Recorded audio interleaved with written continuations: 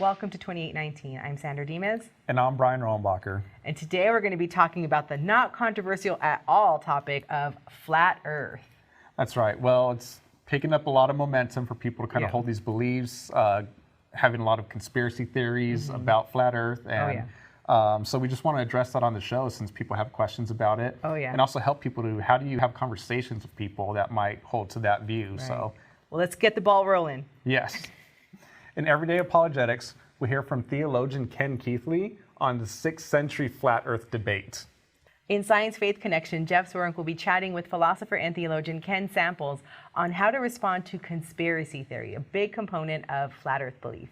First up is Culture Talk. Sandra and astrophysicist Jeff Swerenk will be talking about how to respond to flat Earth beliefs. Let's check it out.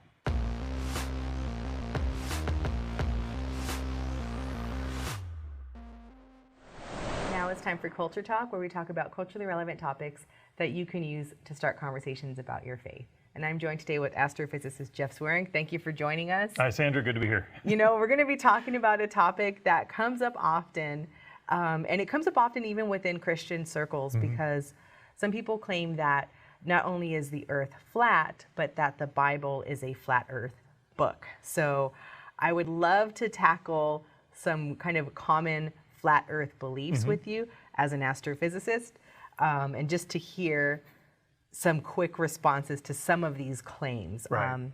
So, you know, first of all, the flat earth debate has been going on for centuries, even like sixth century, talking about flat earth and a globe or a round earth. So some of the claims are, well, here's one of them. Why do high altitude pictures of Earth, why do they look flat? Where is the curvature? You know, and so with all of these, it's kind of difficult to answer and give a complete answer, because very often you're dealing with kind of a specific situation, or it's a detailed, why in this situation does it work? And, you know, part of the answer, you know, to this is you just got to realize that the Earth is really large. You know, so yeah, you're up high altitude, you're up in a airplane, you're 6-7 miles up, and you think that's a long way. But the Earth is 4,000 miles in radius. So if you ask what's the difference between 4,000 miles and 4,007, it's really a pretty small effect. And more times than not, when you're up there looking at them, you're looking through either a lens that might distort the picture, because just even taking pictures with a camera, as you get wide angle, things get distorted at the edges. And there's just not a really large effect. And even if there were, your eye will often tend to see things as straight, even though they might be curved. So there's lots of things that play in there. But really what you want to do if you want to do that is to say, all right, let's design an experiment where I've got optics that don't distort things, where I know exactly the elevation I'm at, and I have a reference line that would say, okay, this is what it looks like it's flat. Let's go do that experiment and see what the results are. Because any other one, it's like, who knows? There may be different things in there. I mean, like I said, you're in an airplane, you're looking out a window, and it's not a flat window that doesn't distort things. And so there's lots of things that go into that discussion or that question. Yeah, and there are so many questions about that, like being in a hot air balloon, sending drones up, and even looking at buildings from a distance, and why are we still able to see the whole building? Shouldn't the curvature start to then cover some of the bottom of that, and even a large portion of it? Well, and those are challenging, because we're looking through the atmosphere, and we tend to think, oh, the atmosphere is something that doesn't affect things. But when you're looking through miles or even hundreds of feet of atmosphere, the atmosphere is a medium, and light reflects and refracts and does things in that. So again, it would be very critical to understand the exact circumstances, because there are circumstances where light will travel around the globe, just because the change in air temperature and moisture will refract it along the surface of the Earth. So again, we got to look at the specifics of each one, and when I've done that, those tend to work out and say, yeah, it actually really is consistent with being a globe. And another claim is, how can water stick to a ball? So a point that I saw online, it says, we have 1.5 quadrillion tons of water sticking perfectly level on a ball that is spinning faster than the speed of sound, while spiraling around a burning ball of hydrogen at 50 times that speed, while chasing that burning ball at over 700 times the speed of sound. So either that, or the Earth is flat and stationary just as we experience it. So that's a flat earth claim. How do you address that? Well, in terms of why does water stay on the earth, we've got to talk about gravity. I mean, we look out at the moon, we see that it's round, it's a spherical object. We look at Mars, we look at Venus, we look at Jupiter, all of those are round objects. And when you ask why are they round, it's because gravity will pull anything of a sufficiently large size into a ball. You look at all the large moons in our solar system, they're all spherical. Because gravity will pull them into that. And so you ask the question, why is it so smooth? Well, gravity will pull, the lowest energy state is where everything is as close to the center as it can get. Well, that's a sphere, that's why you get a sphere. And so unless you're gonna say gravity doesn't exist, which I realize that there are many who claim that a flat earth is, disagree with gravity, but what I find remarkable is that our explanation for gravity here on Earth also explains why does the moon orbit around the Earth, why does the Earth orbit around the sun, why does the sun orbit around the center of the galaxy? And you do the calculations and it just works out the way you would expect. So gravity really does seem to work the way the scientists say it works, or at least we've got a really good mathematical description of it. You know, and you bring up another point about gravity, you know, because that is a criticism that I saw, or a claim that I saw. If gravity exists and I can drop a mic right now, then why isn't rain just falling from the clouds? Because like, how are they staying up in the atmosphere and not being falling down to the ground? But what's holding the water up? It's great. I can ask the same question. Why can I take a millions of ton battleship and have it float on the water? I mean, you've got iron and it's going to sink there. Well, the question you're asking is, things that float, things that are less dense float on things that are more dense. And we tend to neglect that the atmosphere is something. The atmosphere on every square inch exerts 14 pounds of pressure. So we think the atmosphere is nothing because air is very big, but it's actually a lot of stuff. And so the question is, given the amount of water up there and its density and its temperature and everything, where will it float? Will it rise? Will it sink? And when we do calculations, again, we can explain why clouds rise the way they do, why rain falls the way it does, just by dealing with what's dense, or looking at the densities and ask when will it fall and when will it rise. So again, I think a lot of that confusion is written, or it's written into the assumption that the atmosphere isn't something we have to pay attention to. The atmosphere is something and things will float in it, and believe it or not, a lot of water will float up there because the atmosphere has a lot of mass. Yeah. Well, I think that is very, very helpful information, I think, for people to ponder as they're going online and exploring. I was online exploring, and I'm like, oh my goodness, like I didn't think about these things. Right. So, you know, I think that it's helpful to have some information, especially like the atmosphere is something. You know, we think it isn't anything, right? So when we go to matters of faith, does what one believe about the shape of the earth matter with regard to matters of faith? It doesn't in some respects, and it does in others. You know, I mean, I have a lot of discussions. I believe the earth is millions or billions of years old, and other Christians believe the earth is thousands of years old. We can have a good conversation about that because there's interpretation of the Bible, and some will say these words mean this and that's a longer period of time, and others say no, these words mean this and that's a shorter period of time. It seems like as we're looking at Scripture, there's a legitimate area of we can interpret this differently and be consistent. What we also both have to do is now go look, God reveals himself in Scripture, but he also reveals himself in creation. And so what he reveals in creation has to align with what he's revealed in Scripture because God is a God of truth. And so to someone who says the earth is 6,000 years, that means they have to do a lot more work to say, how does what we find in creation align with that? But we can have a good discussion as long as we both realize that we can hold Scripture in high regard, investigate it, hold creation in high regard, God's revelation in creation, and ask the question, how do we best interpret this? What do we reconcile?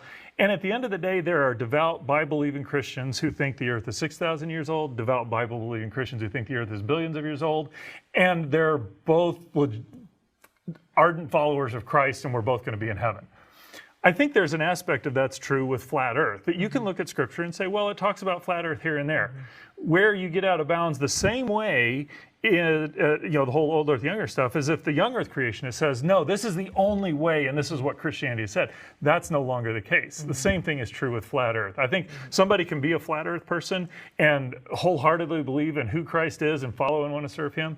The moment they say the Bible's a flat earth book, that no longer accords with good Christian scholarship amongst Christian scholars who hold the Bible in high regard. Well, thank you for that. I think that will hopefully, settle some beefs people might have, because I've heard that before, that you've got to believe this or else you're not within the Christian faith anymore. Right. So thank you so much for that, Jeff. If you'd like to hear more from Jeff, go to reasons.org and search for his blog, Impact Events, and also search for Examining the Flat Earth Theory. It's an interview that Jeff did on When's World on Flat Earth. There in Alexandria, they have a debate. They have the flat earthers and the round earthers come to meet. And he says, well, if the sun really is smaller than the earth, then there should be a shadow cast, but it shouldn't be conical.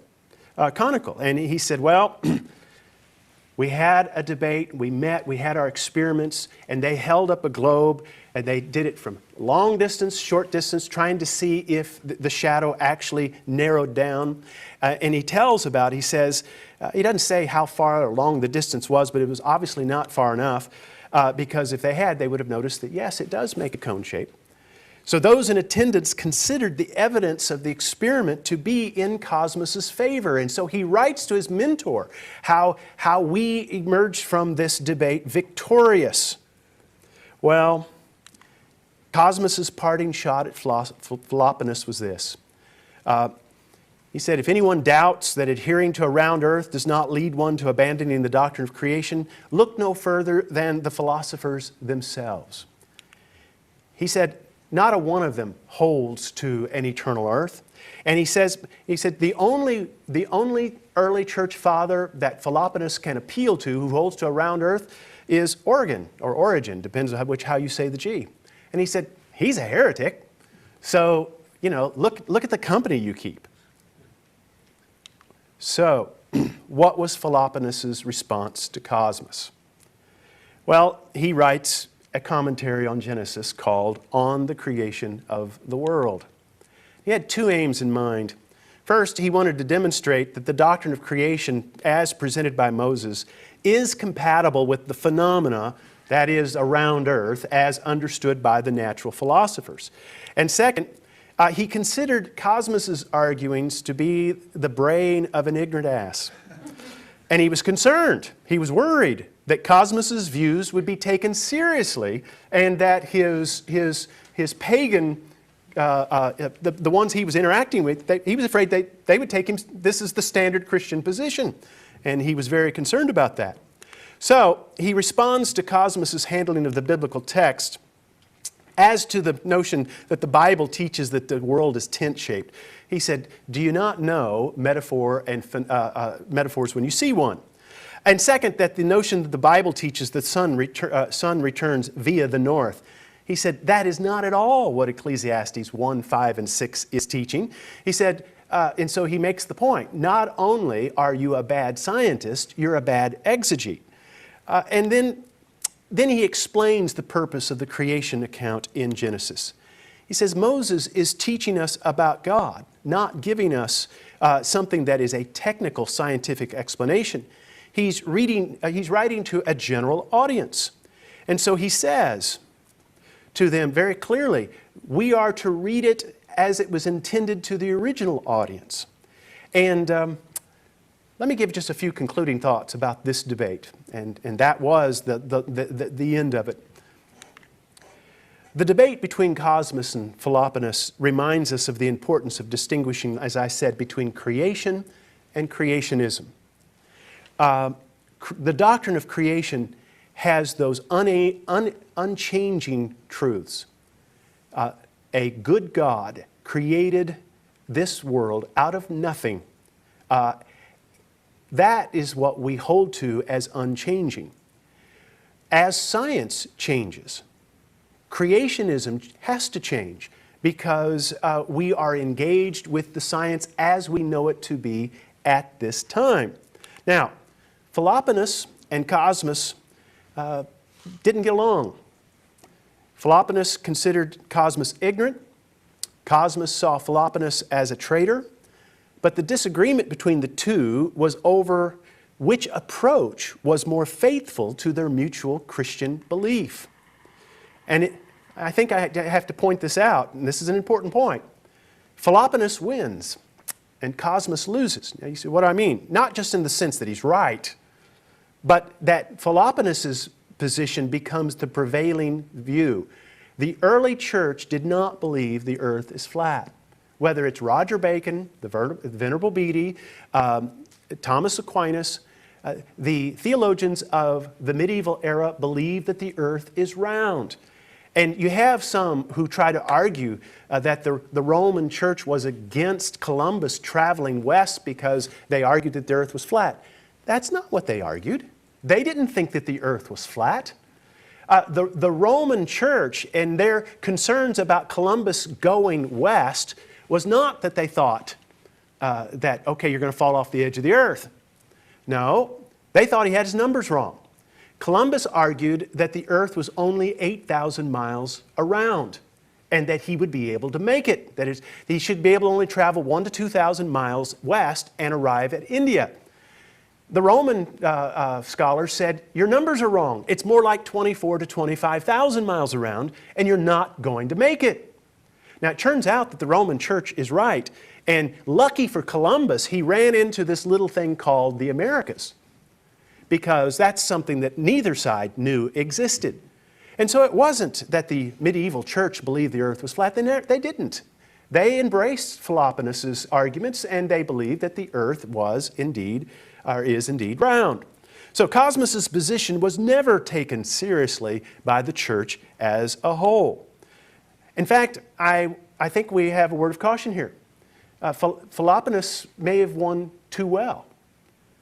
He was right about the earth being round, and so they not only embraced that the earth is round, but they embraced the whole Ptolemaic model, that the earth is round and therefore it's in the center of the universe, and all of the other planets and stars are rotating around the earth. Now, Cosmas shows that sometimes it's possible to be right in principle, but wrong at the question at hand. Yes, there are concerns about the natural philosophers and their arguments that a round earth makes for an eternal earth. That's not the question at hand. He was right in his overall rejection of the Aristotelian Ptolemaic worldview.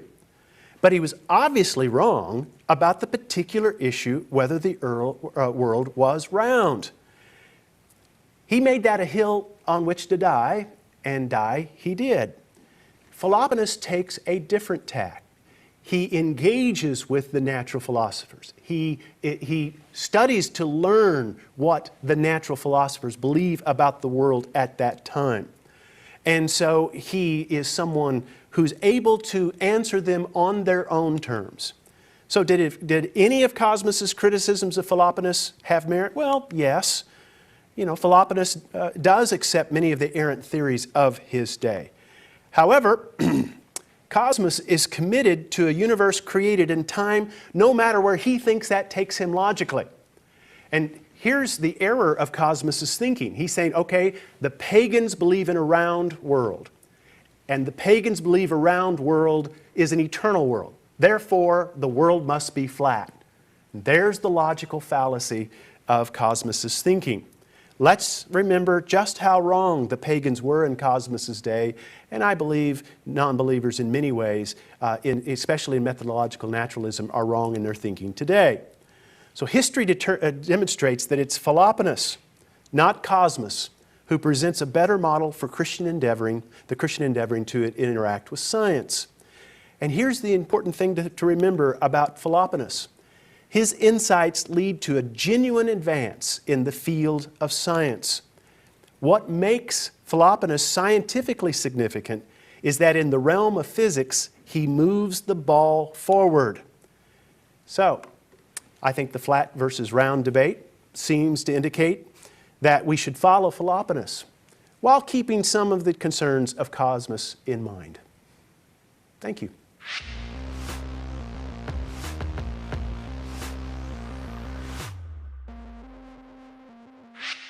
Hello, Jeff Zwaring here, and welcome to Science Faith Connection, the segment of our show where we look at important scientific ideas and how they relate to the truth of Christianity. And today I'm excited because I have Ken Samples on the show with me, and we are going to talk about conspiracy theories.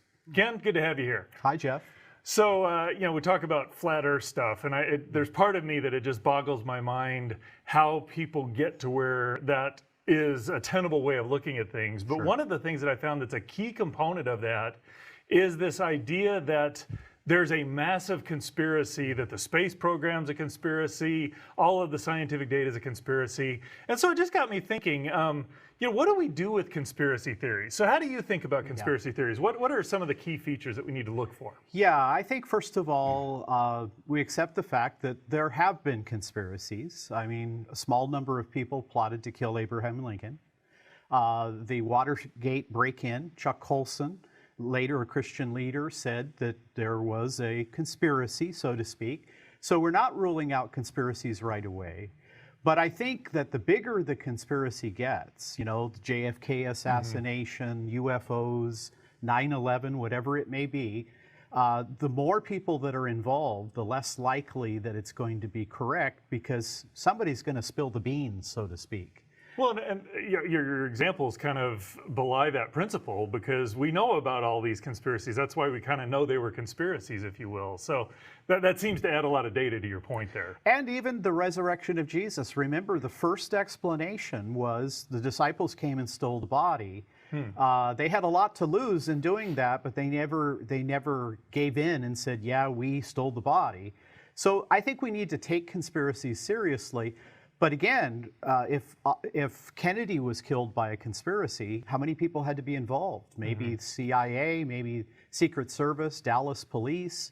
The more people, where are they going to meet to plan this? Madison Square Garden? I mean, So okay, obviously there's obviously conspiracies out there. Yeah. But there's also a lot that are kind of almost too big to fathom, if you will. So when you encounter someone who thinks there's a conspiracy, or when you're confronted with wanting to believe a conspiracy, what are some tools that help evaluate whether it's a conspiracy that might actually be true as to one that's just kind of thrown out to make a big stink, if you will? I have kind of a checklist. The first one I begin with is, does the theory hold together logically? Is it internally consistent? I mean, if the conspiracy involves all kinds of contradictions and clashes, I think that's a good reason to think there's a problem with it. So that's the first question.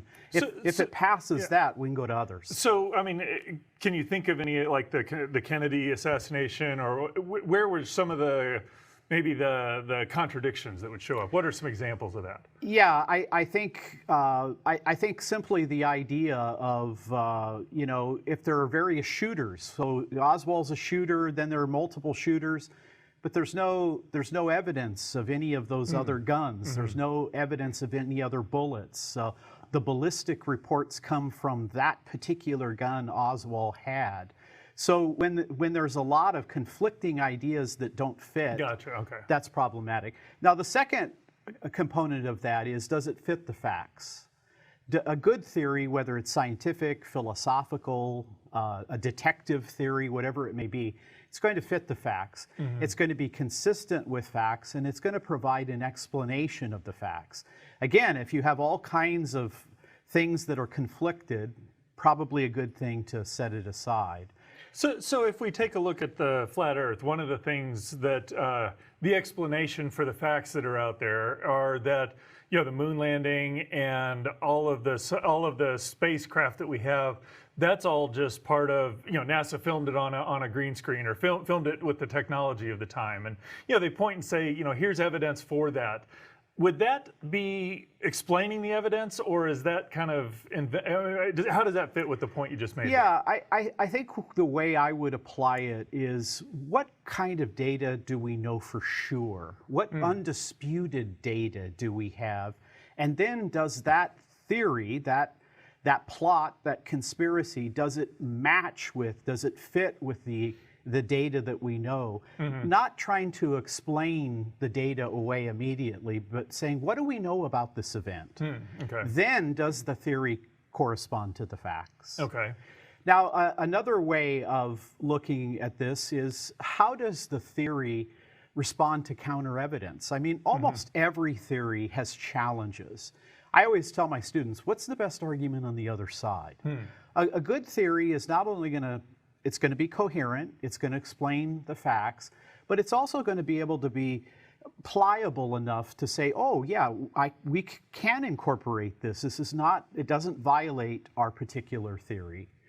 And I think a fourth one is the idea of how do you falsify it? I mean, if you don't think NASA sent people to the moon, if you think that, you know, Area 51, there are real UFOs there, or if you think George Bush knocked the Twin Towers down rather than Osama bin Laden, how would your view be shown to be false? And I have found with so many of the big conspiracies, there's no way they can really offer a way. There's no way to knock it down, so to speak, no way to falsify it. You know, that's interesting because, you know, I haven't interacted with a lot of flat earth folks, but a few that have interacted with me and have tried to engage and see where they're coming from. And, you know, your idea of where is it falsifiable, you know, this fellow came and asked something, you know, and what has struck me is that I remember seeing when I was in graduate school that you can actually take a relatively modest telescope, you know, one that most amateur astronomers use, point it up into the heavens, and you can take pictures of the space shuttle flying overhead and stuff like that. And so I said, you know, what about this? And the response was, oh, that's NASA putting up balloons. It had that flavor of no matter what, there's always this other diversion or so I assume that's kind of what you're getting at. It's like it can't be falsifiable. Yeah, and there are some things that can't be falsifiable in life, but good theories and good ideas are generally more credible when there is a way to affirm them or there is a way to deny them. And I think what's characteristic of the big conspiracies is you really can't come up with a way of denying it or falsifying it. Yeah, that should be a kind of a warning flag almost. There's like, if it's unfalsifiable or there's no way the person will say it, that maybe be a little hesitant about going into that. You know, it's kind of interesting because it seems to me that there's an aspect of Christianity that almost makes Christians susceptible to conspiracy theories, if you will. Kind of flesh that out. I know you've written about that. Yeah, I actually think so. Now, you know, consider, for example, Christians believe that there is a malevolent hand behind the universe. We believe that there is satanic angels, Satan himself, angelic beings, demons. So we believe that history is manipulated at times. Secondly, you know, Americans have a little bit of a built-in distrust about their government. That's fair. It's kind of based upon, you know, our colonial experiences. And then I think another element that works in that kind of context is some of us hold eschatological views, that is views of the end times, where we believe there will be a one world government. So that heightens that sense of, hey, maybe the government's not shooting straight.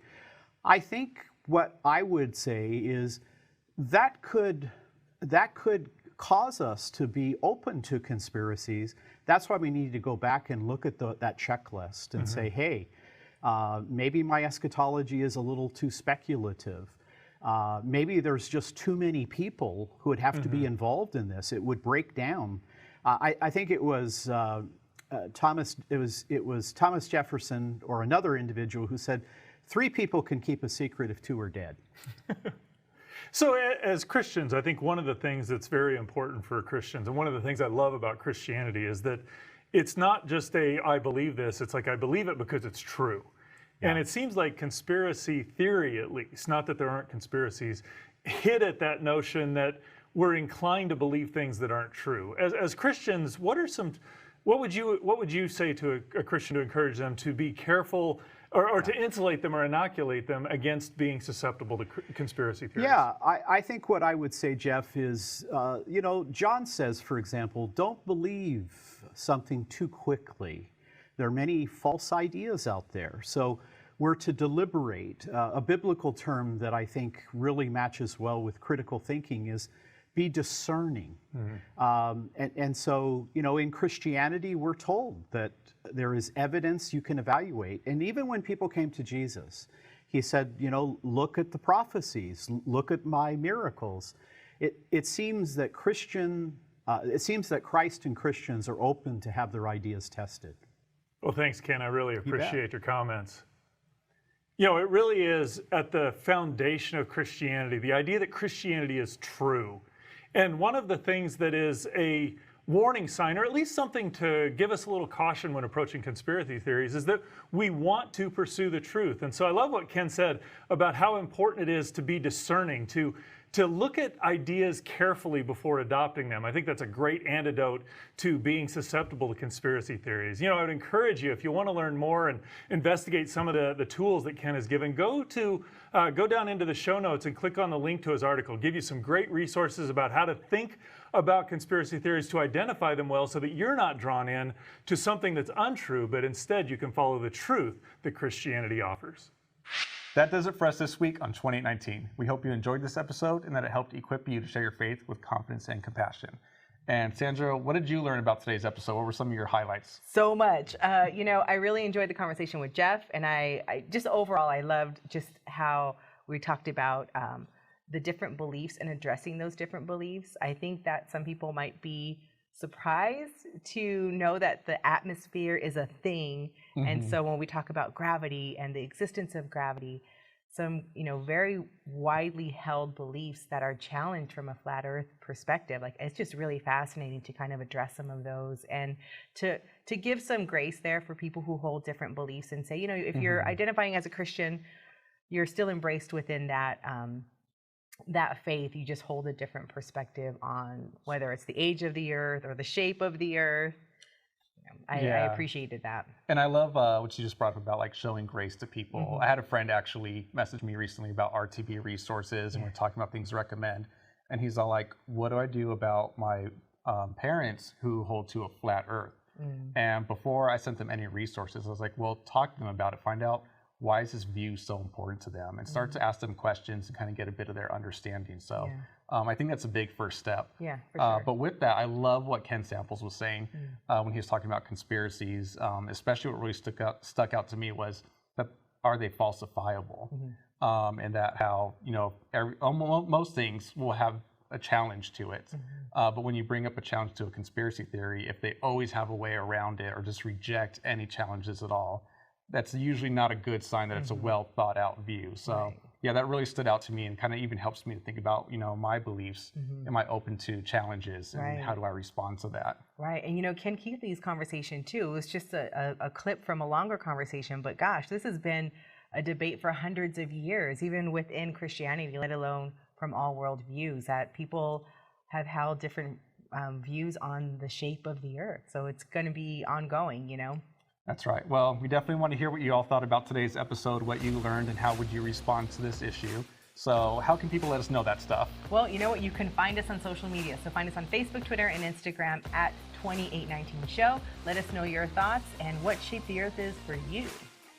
Also, if you like the audio version of our show, you can get it on most major podcast services. Just search Reasons to Believe Podcast.